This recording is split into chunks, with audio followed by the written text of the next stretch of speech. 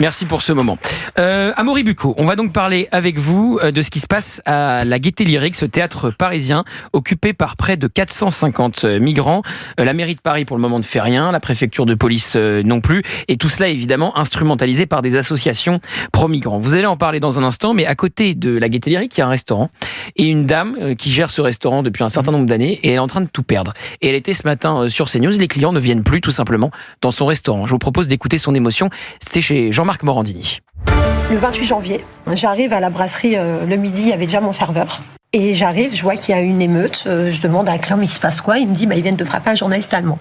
Donc ils ont tabassé à 15 un journaliste allemand qui s'est réfugié au CNAM. Donc il est parti en courant avec sa caméra, ils l'ont tabassé. Et donc du coup, le client qui est sur ma terrasse me dit, mais il se passe quoi chez vous ? Donc je lui explique que la Gaîté Lyrique est occupée depuis décembre et il me dit, mais c'est pas possible. Et donc je pars avec le client. Et là, il y a 3 migrants qui passent et qui me regardent, qui me font, genre, je suis morte. Donc moi, je lève la main, je dis oui. Toi, t'es raciste, on va te tuer, on va te brûler, on va te violer, sale raciste, donc ils s'en prennent à moi. Le serveur intérieur voit que ça commence à chauffer, donc il sort. Le client qui a peur voit la municipale arriver, il va chercher la municipale. Et la municipale a vite été dépassée, donc forcément. La police a intervenu. Et quand la police a intervenu, ils ont ordre de ne pas les contrôler. Bon, donc c'est proprement insupportable ce qui se passe à la Gaîté Lyrique et tout ça est instrumentalisé par une association, Amaury. Oui, je vais vous refaire un peu le fil. Donc, le 10 décembre, la Gaîté Lyrique en fait est squattée. D'abord, il y a 200 migrants qui s'installent dans les locaux. D'abord, la direction de la Gaîté Lyrique, qui est plutôt humaniste, on va dire, se dit on va faire avec ces migrants, ces 200 migrants, et on va continuer à proposer, puisque c'est un théâtre, des spectacles, et on va faire cohabiter l'activité culturelle de la Gaîté Lyrique avec les migrants. Louable intention. Malheureusement, le nombre de migrants a continué à augmenter. Faut savoir que ces migrants, ils se prétendent mineurs isolés, même si la plupart, au moins 300, n'ont pas été reconnus mineurs. Ce sont des jeunes majeurs.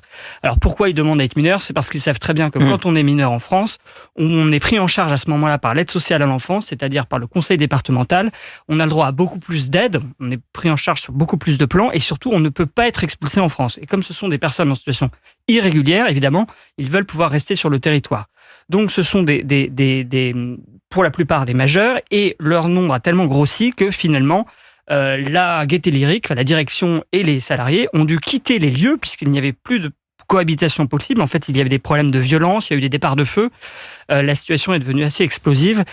Et donc, aujourd'hui, il y a effectivement 300 à 400, on ne sait pas exactement, c'est très difficile de savoir, migrants qui squattent donc la Gaîté Lyrique, si bien que, si vous voulez, le paysage, évidemment, du quartier a énormément évolué. Devant la Gaîté Lyrique, vous avez un square où, évidemment, il y avait de nombreuses familles du quartier qui se rendaient. Aujourd'hui, évidemment, les familles s'y rendent beaucoup moins. Les commerçants se plaignent évidemment des nuisances qu'il peut y avoir de la part de certains migrants le soir, parce qu'il y a parfois des bagarres.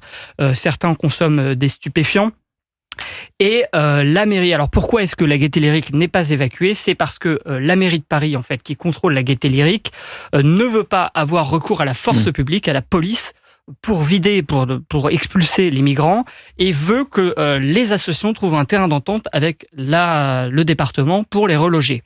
Donc jusqu'ici, rien ne se passe. Il y a une décision qui a été rendue jusqu'ici, rien ne se passe. Alors il y a une décision administrative qui a été rendue. Et jusqu'ici, rien ne se passe. Voilà. Et la suite de l'histoire ? La suite de l'histoire, Amaury Bucco. Oui. Et dans un instant.